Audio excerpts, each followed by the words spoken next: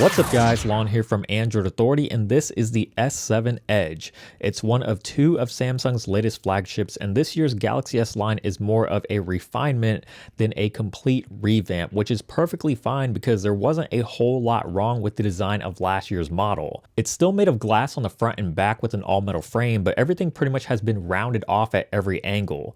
The back tapers down on the sides similar to the Note 5, and all the corners and sides have been rounded off as well, which means it doesn't have that sharp feel in the hand that a lot of people complained about with last year's S6 Edge, and overall it's just a very comfortable feeling phone. Samsung has also heard the complaints and added back a few features that were stripped away from last year's S6 and S6 Edge.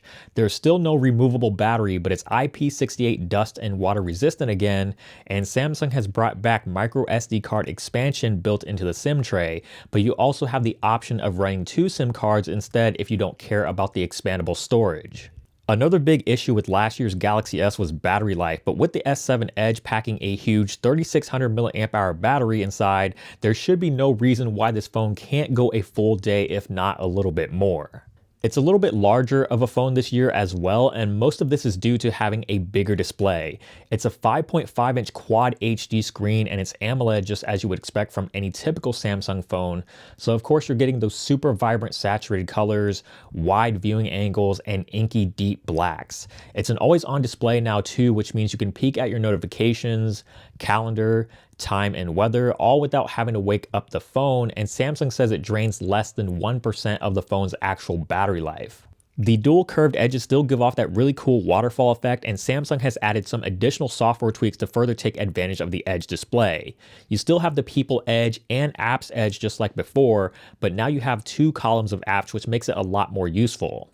New to the Edge UI is the Task Edge and what Samsung likes to call the Edge panel. The Task Edge is pretty self-explanatory. It lets you add a shortcut to specific tasks like adding a calendar event, composing a text message, or taking a selfie to make things that you would normally do on a daily basis much quicker and easier.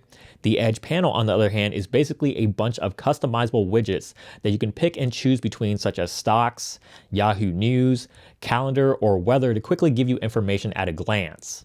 The software is TouchWiz on top of Android Marshmallow, and this is probably the cleanest version of TouchWiz we've seen yet.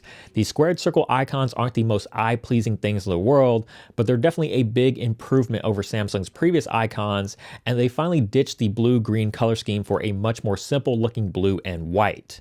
The camera has also seen quite a few improvements. First off, the large camera bulge is pretty much gone for the most part.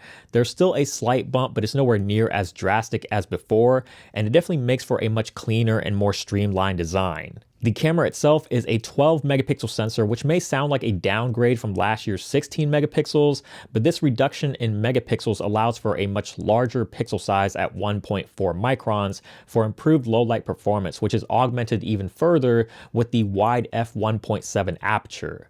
The camera is also utilizing a dual pixel setup, which is the first of its kind in a smartphone, and this allows for much faster focusing even in low light, and trust us when we say this, it's pretty damn fast.